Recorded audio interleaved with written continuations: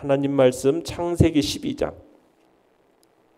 10절에서 20절의 말씀입니다. 창세기 12장 10절에서 20절의 말씀 우리 한 목소리로 같이 읽도록 하겠습니다. 창세기 12장 10절입니다. 시작. 그 땅에 기근이 들었으므로 아브라함이 애굽에 거류하려고 그리로 내려갔으니 이는 그 땅에 기근이 심하였습니다. 그가 애굽에 가까이 이르렀을 때에 그의 아내 사레에게 말하되 내가 말하기에 그대는 아리따운 여인이라. 애굽 사람이 그대를 볼 때에 이르기를 이는 그의 아내라 하여 나는 죽이고 그대는 살리리니 원하건대 그대는 나의 누이라 하라. 그러면 내가 그대로 말미암아 안전하고 내 목숨이 그대로 말미암아 보존되리라 하니라. 아브라함이 애굽에 이르렀을 때에 애굽 사람들이 그 여인이 심히 아리따움을 보았고 바로의 고관들도 그를 보고 바로 앞에서 칭찬하므로 그 여인을 바로의 궁으로 이끌어 들인지라. 이에 바로가 그로 말미암아 아브라함을 후대함으로 아브라함이 양과 소와 노비와 암수 나귀와 낙타를 얻었더라. 여호와께서 아브라함의 아내 사레의 일로 바로와 그 집에 큰 재앙을 내리신지라. 바로가 아브라함을 불러서 이르되 내가 어찌하여 나에게 이렇게 행하였느냐? 내가 어찌하여 그를 내 아내라고 내게 말하지 아니하였느냐? 내가 어찌 그를 누이라 하여 내가 그를 데려다가 아내를 삼게 하였느냐? 내 아내가 여기 있으니 이제 데려가라 하고 바로가 사람들에게 그의 일을 명하매 그들이 그와 함께 그의 아내와 그의 모든 소유를 보내었더라. 아멘. 오늘 말씀의 제목은 하나님의 돌보심을 끝까지 신뢰하라라는 제목으로 말씀을 나눕니다. 아브라함이 하나님의 부르심을 따라서 이제 고향 친척 아버지 집을 떠나서 이제 안락한 생활을 벌이고 가나안에 도착하게 됩니다. 자, 아브라함이 가나안에 입성한 지 얼마나 되었을까요? 가나안 지역에 심한 기근이 들게 되죠. 남쪽으로 향하던 중에 아브라함이라 그 기근이라는 큰 시련을 당하게 된 겁니다. 통상적인 기근이 아니었어요. 매우 심각한 기근이었습니다. 그러니까 아브라함은 약속의 땅에 도착한 후에 가는 곳마다 하나님을 위하여 제단도 쌓고 그 이름을 불렀어요. 그런데 지금 이 땅에서의 생존을 위해서 지금 생존을 위협하는 지금 큰 위기를 당하게 된 겁니다.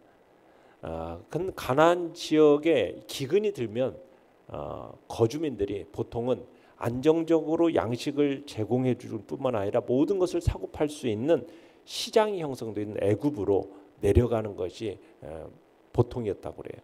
자, 그래서 내용 관찰 문제 1번을 보시면 아브라함은 머물던 땅에 기근이 들자 어디로 내려갑니까? 자, 10절 다시 한번 읽어보겠습니다. 시작. 그 땅에 기근이 들었으므로 아브라함이 애굽에 거류하려고 그리로 내려갔으니 이는 그 땅에 기근이 심하였습니다. 그러니까 아브라함도 여느 가나안 사람들처럼 극심한 기근에 가나안 땅에 더 이상 머물 수 없다 판단해 가지고 하나님께 묻지도 않고 애굽으로 내려갈 것을 결정합니다. 애굽은 항상 나일강에 물이 있었어요. 그리고 사람들이 이 물을 이용해 가지고 농사를 지었습니다. 그렇기 때문에 어떻게 보면 가나안 땅은 어떤 땅이냐면 전적으로 비에 의존해야 하는 땅입니다. 비가 내려야만이 살 수 있는 땅이 가나안 땅이에요. 그에 비해서 애굽은 나일 강이 있기 때문에 그 강이 마르지 않아요. 그래서 그 강물을 이용해 가지고 농사를 지을 수 있기 때문에 물에 대한 그 걱정이 크게 없었던 땅이에요. 그러니까 기근을 나기가 가나안보다는 이 애굽 땅이 훨씬 쉬웠기 때문에 사람들이 기근이 임하면은 곧바로 애굽으로 내려갔던 겁니다. 그러니까 아브라함의 경우에도 보통 사람들이 그렇게 하니까 자기도 그렇게 내려간 거예요. 자, 그런데 아브라함의 경우에는 문제가 있어요. 무슨 문제입니까? 아브라함이 너무 쉽게 약속의 땅을 버리고 떠났다라는 게 문제가 있어요. 게다가 아브라함은 하나님의 허락이 없는 상황 속에서 그렇게 약속의 땅을 떠났다라는 거죠. 가나안을 약속받은 아브라함인데 잠시 방랑자의 길을 떠나버린 겁니다. 근데 이게 일단 약속의 땅을 떠났다라는 것 자체가 지금 좋은 징조가 아니에요. 자, 내용 같이 한 문제 2번을 보시면 아브라함은 애굽에 이르렀을 때 사레에게 무엇을 부탁합니까? 자, 11절에서 13절까지 읽어보겠습니다. 시작. 그가 애굽에 가까이 이르렀을 때에 그의 아내 사레에게 말하되 내가 알기에 그대는 아리따운 여인이라 애굽 사람이 그대를 볼 때에 이르기를 이는 그의 아내라 하여 나는 죽이고 그대는 살리리니 원하건대 그대는 나의 누이라 하라. 그러면 내가 그대로 말미암아 안전하고 내 목숨이 그대로 말미암아 보존되리라 하니라. 자, 아브라함은 애굽 국경에 이르러서 사레에게 제안을 합니다. 어떤 제안을 하냐면 사레가 너무 아름답다라는 거예요. 그래서 사람들이 사레를 빼앗기 위해서 자신을 해할 수도 있겠으니 부부가 아니라 그냥 오빠와 누이, 그냥 남매지간으로 이렇게 하자는 거예요. 이렇게 하면 서로 좋을 거라고 생각을 한 겁니다. 아브라함은 자신을 보호하기 위해서 거짓말을 하자고 제안을 한 거죠. 그걸 아내에게도 거짓말을 요청한 겁니다. 그러니까 지금 아브라함은 지금 자기를 보호한답시고 아내 사레를 더 큰 위험에 노출시키고 있는 거예요. 왜냐하면 하나님께서 약속을 하셨잖아요. 무슨 약속입니까? 사레를 통해서 아브라함에게 자식을 주겠다라는 약속, 그 주실 것을 계획하고 계셨단 말이에요. 그런데 아브라함이 그에게 자식을 줄 사레를 위기에 처하게 하면서 하나님의 자손의 약속을 지금 위험에 빠뜨리고 있는 겁니다. 그러니까 하나님의 말씀에 순종해서 가나안에 입성했던 때 그 믿음, 그 의지, 이것은 어디에 갔는지 그게 참 많이 안타까운 현실입니다. 가장 큰 문제는 뭐냐면 아브라함이 하나님을 두려워한 게 아니라 사람을 두려워했다라는 게 문제가 있어요. 사람을 두려워하기 시작했다는 거예요. 그러니까 안타깝게도 아브라함은 그로 큰 민족을 이루게 하시겠다는 그 하나님의 분명한 약속, 그리고 주님께서 그를 능히 보호하실 거라는 그분에 대한 신뢰, 그것을 끝까지 신뢰하지 못했다라는 데 문제가 있는 겁니다. 자, 14절에서 16절까지 읽어보겠습니다. 시작. 아브라함이 애굽에 이르렀을 때 애굽 사람들이 그 여인이 심히 아리따움을 보았고 바로의 고관들도 그를 보고 바로 앞에서 칭찬하므로 그 여인을 바로의 궁으로 이끌어 들인지라. 이에 바로가 그로 말미암아 아브라함을 후대함으로 아브라함이 양과 소와 노비와 암수 나귀와 낙타를 얻었더라. 자, 아브라함이 사레와 딱 애굽에 도착했을 때 진짜 그가 우려했던 게 이제 현실로 이제 드러나게 됩니다. 이때 사레의 나이가 65세 정도 되었어요. 그럼에도 불구하고 그의 용모가 정말 여전히 아름다웠던 것으로 보여요. 그러니까 사레가 애굽에 딱 도착하는 순간 아브라함의 예측대로 사람들의 입에 이 사레가 막 오르기 시작하는 겁니다. 입에 오르게 되는 거예요. 그러니까 사레의 미모에 대한 이 소문이 바로의 귀, 왕의 귀까지 들어가게 된 거 아니겠습니까? 결국 이 사레의 미모가 애굽 왕 바로의 마음을 사로잡게 됐고, 그리고 바로는 가나안에서 기근을 피해온 아브라함이 이 사레를 여동생으로 뒀다라는 이 소개하는 말에 그냥 고지곳대로 듣고 이 사레를 바로의 후궁으로 딱 맞아들여 버린 거예요. 바로는 이제 사레를 맞이하면서 그녀의 오빠 아브라함에게 많은 재물을 제공해 줍니다. 그 덕에 이제 아브라함은 양, 소, 나귀, 또 남녀, 종, 노새, 낙타, 각종 많은 가축대를 얻게 된 겁니다. 자, 아브라함의 계획은 자신의 생명을 유지하기는 했을 거예요. 그렇지만 아내를 큰 위험에 빠뜨리게 된 거죠. 자기가 판 구덩이에 자기가 스스로 빠져버린 꼴이 돼버린 거예요. 자, 그런데 이 구덩이에서 스스로 빠져나올 수가 있겠습니까? 없겠습니까? 이거 스스로는 빠져나올 수가 없어요. 아브라함이 만약 바로에게 이 사실을 그대로 말한다면은 살아남을 수 있겠습니까? 어떻게 되겠어요? 아마도 아브라함은 바로로부터 목숨을 부지하기 어려웠을 겁니다. 아마 아브라함을 죽이고 그의 재산을 모두 압수하고 사레도 아내로 삼아서 뺏어간다고 했는데 바로에게 어떤 반론할 명분을 찾을 수도 없는 그런 상황이 돼버린 거예요. 그러니까 이 모든 시작점은 어디에 있습니까? 아브라함의 거짓말에서부터 시작된 거죠. 자, 이 위기에서 아브라함이 헤쳐나올 수 있는 유일한 길은 뭐밖에 없어요? 하나님의 직접적인 개입밖에 없었어요. 자, 그러자 하나님이 개입하십니다. 17절 시작. 여호와께서 아브라함의 아내 사레의 일로 바로와 그 집에 큰 재앙을 내리신지라. 자, 다행히 하나님은 자신의 약속을 지키시기 위해서 바로와 그 집안에 큰 재앙을 내려서 사레를 구원하십니다. 비록 잘못은 아브라함으로부터 시작됐지만, 이 모든 일이 아브라함의 잘못으로부터 시작되었지만 하나님께서 아브라함을 그냥 내버려 두지 않으셨습니다. 구원의 손길을 내미신 거죠.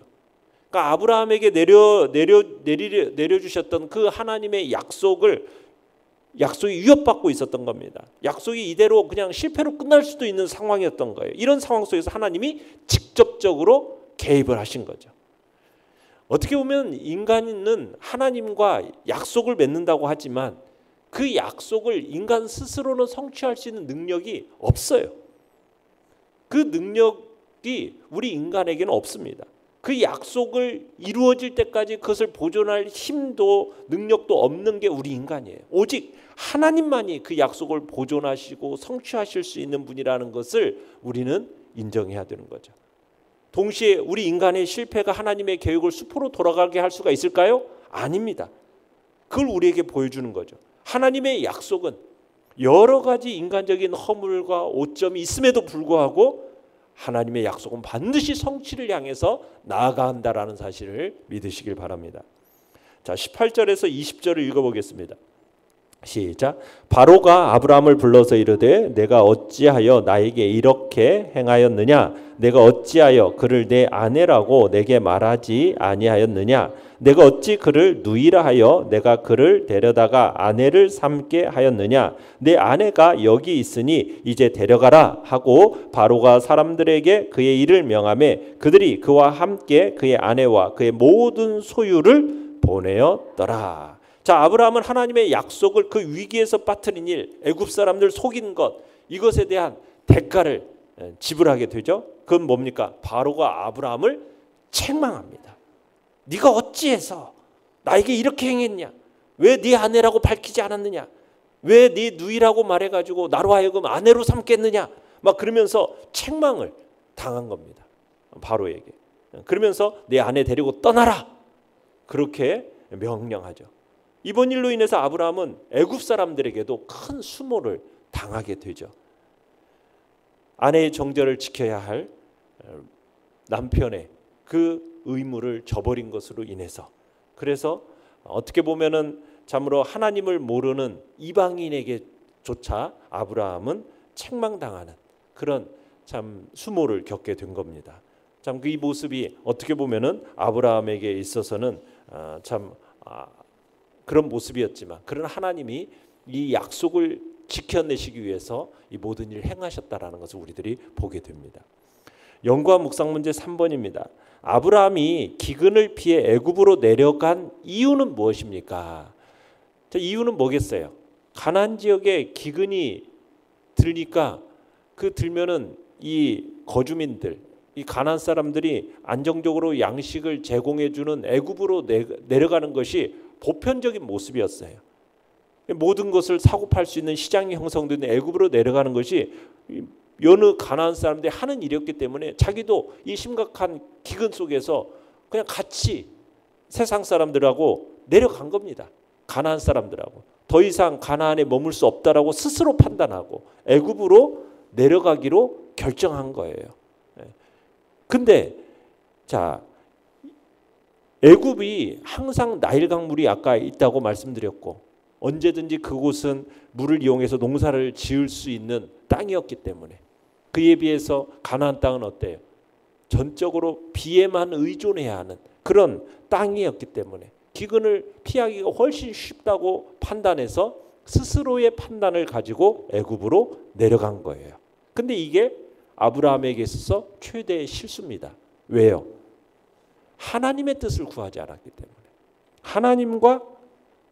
하나님께 묻고 내려갈 건지 말 건지에 대한 하나님의 뜻을 묻지 않고 자기 판단과 자기 결정으로 이 일을 기근을 피했기 때문에 여기에 문제가 있는 거죠. 그렇게 하면서 약속의 땅을 벗어나게 되었고, 또 그곳에 가서도 자신의 술수, 자신의 판단으로 문제를 해결하라고 했는데 하나님의 돌보심을 온전히 신뢰하지 못한 그것 때문에 결국에는 하나님 그곳에서도 큰 위기를 당하게 되는 거죠. 참 그렇지만 아브라함의 잘못된 선택에도 불구하고 하나님은 아브라함을 구출해 주셨고, 하나님은 여전히 신실하게 자신의 약속을 지켜나가시는 분임을 우리가 또한 보게 되는 겁니다. 느낀 점 4번입니다. 하나님의 뜻을 좇아 믿음의 길을 떠났지만 문제에 봉착하자 자기 판단과 술수를 따르는 아브라함을 보며 무엇을 느낍니까? 자, 우리가 인간적인 방법으로 문제를 해결하려고 하면 오히려 그 문제가 더 심각하게 될 수 있다라는 것을 우리가 느끼게 돼요. 하나님을 떠난 인간의 지혜와 하나님을 떠난 인간의 노력이라는 것은 어떻게 보면 깊은 허무와 절망만을 우리로 하여금 느끼게 한다라는 것을 보게 되는 겁니다. 아브라함은 하나님의 약속을 받은 자로서 하나님께 그의 문제를 아뢰고 하나님과 상의해야 했어요. 그런데 하나님과 전혀 상의하지 않고 스스로의 얄팍한 인간적인 수단, 방법, 이것으로서 위기를 넘겨보고자 했던 것이 어리석음인 거죠. 이건 우리에게 있어서도 일어날 수 있는 범하기 쉬운 실수라는 것을 우리들은 생각해야 됩니다. 많은 성도들이 문제에 직면하면 하나님 앞에 엎드려 기도하기보다는 우선 자기의 방법으로 문제를 해결하려고 하는 것이 우리 인간적인 모습들이 우리 성도들의 모습 속에서도 많이 나타나거든요. 우리는 그런 어리석음을 범하지 않도록 해야 할 것입니다. 우리가 어떤 문제에 딱 직면했을 때 그 어떤 우리의 노력보다도 먼저 우리의 일거수일투족을 정말 지켜보시는 하나님, 그분께 아뢰고 그의 도움을 구하는 자리에 있기를 바랍니다. 하나님은 전능자이십니다. 그분은 우리의 인도자이십니다. 그분은 우리의 구원자이십니다. 그 하나님께 우리의 문제를 아뢰 때 하나님께서 그 문제 해결의 열쇠를 우리에게 주실 것입니다. 그 분을 의지하며 그분의 말씀을 따라 붙들고 나아가는 복된 하루가 되시기를 간절히 축원합니다. 결단과 적용 5번입니다. 최근 내 욕심과 염려 때문에 어려움을 만난 적은 언제입니까? 신실하게 언약을 지키시는 주님의 돌보심을 끝까지 신뢰하며 하나님의 뜻을 구하기 위해 무엇을 실천하겠습니까? 우리가 어떤 문제가 생기면 다른 어떤 것보다도 내가 문제를 해결하려고 하기보다 먼저 주님 앞에 엎드려 주님의 뜻을 구하고 하나님이 원하시는 것이 무엇인지를 끊임없이 그분께 묻고 그분이 주시는 말씀을 붙들고 우리가 살아가겠다는 결단. 그래서 문제가 생길 때마다 하나님의 돌보심을 신뢰하면서 하나님의 뜻을 구하는 자리에 서겠다는 결단이 우리 안에 있기를 간절히 바랍니다. 오늘의 기도 같이 읽겠습니다. 시작. 어떤 상황 속에서도 하나님의 돌보심을 신뢰하며 모든 일에 앞서 하나님의 뜻을 구하고 따르게 하소서. 아멘.